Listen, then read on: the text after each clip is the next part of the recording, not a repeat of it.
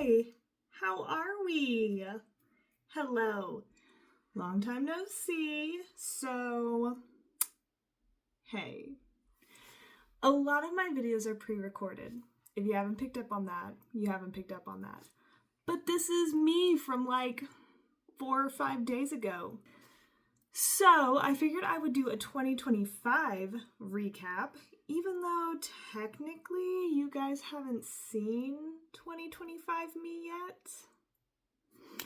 And I'm going to talk about 2026 year's goals, what I accomplished in 2025, what I'm hoping to accomplish in 2026, just kind of a end of year, beginning of year, making sure we're all on the same page. And if I don't do the things that I say I want to do in 2026, listen, I'm going to try my best. That's all you can ask from me, okay? I did write a handy dandy little worksheet. Okay, so most of my goals in 2025 don't pertain to y'all, but we're still going to share them, okay? So I wanted to bleach my hair and dye it for the first time. We are currently in the process of growing it out again. I kept it bleached for about 9 months. And then I went from white to a passion fruit to a blue. And now we're just kind of putting hot pink back on my hair. Different kinds of hot pinks and purples as my natural ginger grows back in.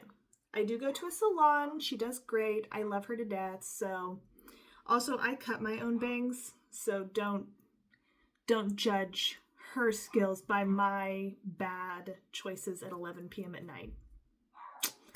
Anyway, my next goal for 2025 that I worked on was learning how to do my own nails.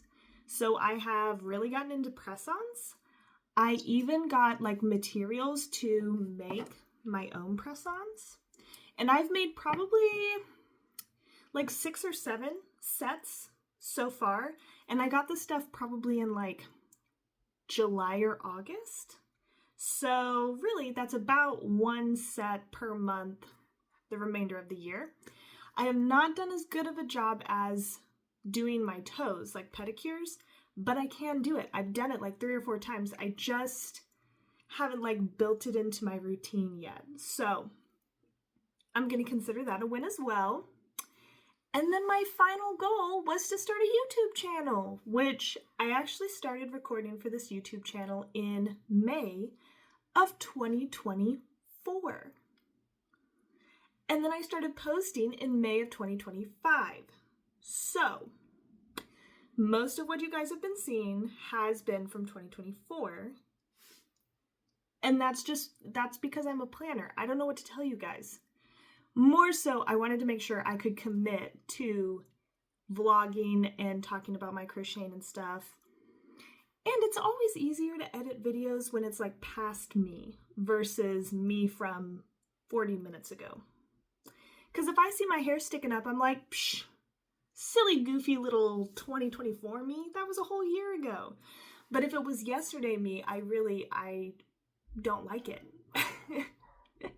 So anyway, that is going to be a goal for 2026. We'll talk about that.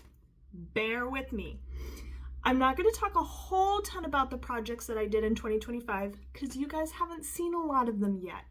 But I am going to share my most loved projects and my least favorite. So, in 2025, the most things that I made were knit hats, specifically the double-stranded knit chunky hat from Passionate Kelsey. I made over 50 of these hats throughout the year. I just made so many and I love them. So that would be my pattern recommendation for you if you haven't tried it out. And my second biggest knitting crocheting accomplishment is I got pretty much all of my Christmas presents done before Christmas. I still have a few little stragglers, but I'm not stressed about them. They're from people who I've already told, you're getting them after Christmas. I'm still working on them. They're scarves, by the way. But yeah, I am really proud of the way that I did Christmas this year. I started in September, which is really early, but it gave me enough time to hand knit scarves for all of the people in my life who aren't close family, but are close friends. So, love y'all. And finally, my biggest, I wish I hadn't have done that in the knitting or crocheting realm. I knit a scarf. It was purple. It was beautiful. It was soft. It was fluffy. It was so cute.